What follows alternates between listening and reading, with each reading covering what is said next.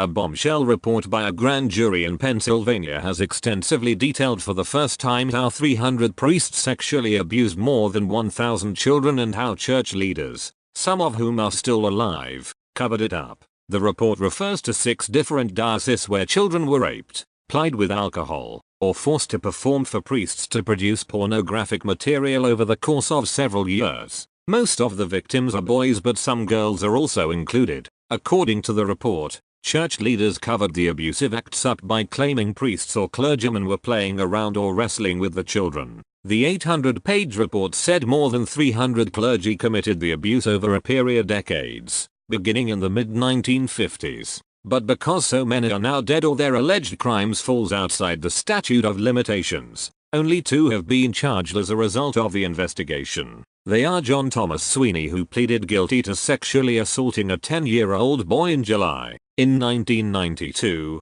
he made the 4th grader perform oral sex on him. The other priest is David Paulson. He was charged in May with indecently assaulting 2 boys over the course of several years. One was 8 and the other was 15 when he allegedly began abusing them. As part of the investigation, records from the dioceses of Allentown, Erie, Greensburg, Harrisburg, Pittsburgh and Scranton were analyzed. Some were manipulated with alcohol or pornography. Some were made to masturbate their assailants, or were groped by them. Some were raped orally, some vaginally, some anally combined. The dioceses serviced more than half of Pennsylvania's 3.2 million Catholic residents. Pennsylvania Attorney General Josh Shapiro said the 2-year probe found a systematic cover-up by senior church officials in Pennsylvania and at the Vatican. Today, Pennsylvanians can learn the extent of sexual abuse in the dioceses, and for the first time we can begin to understand the systematic cover-up by church leaders that followed,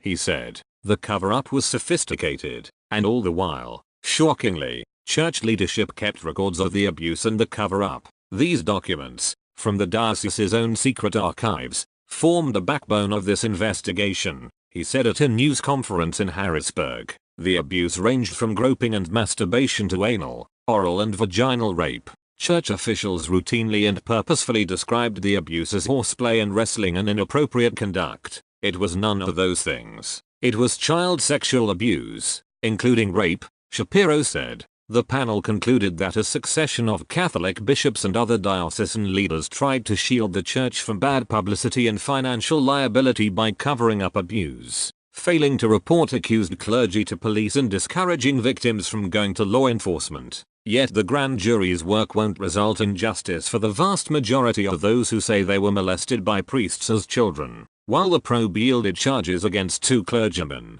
including a priest who has since pleaded guilty, and another who allegedly forced his accuser to say confession after each sex assault, the other priests identified as perpetrators are either dead or will avoid arrest because their alleged crimes are too old to prosecute under state law. We are sick over all the crimes that will go unpunished and uncompensated, the grand jury said. The document comes at a time of renewed scrutiny and fresh scandal at the highest levels of the U.S. Catholic Church. Pope Francis stripped 88-year-old Cardinal Theodore McCarrick of his title and ordered him to a lifetime of prayer and penance amid allegations that McCarrick had for years sexually abused boys and had sexual misconduct with adult seminarians. Among those criticized in the report is Cardinal Donald Wuerl, the former longtime Bishop of Pittsburgh who now leads the Washington Archdiocese, for what it said was his part in the concealment of clergy sexual abuse. Wuerl, one of the highest profile cardinals in the United States, released a statement Tuesday that said he had acted with diligence, with concern for the victims and to prevent future acts of abuse.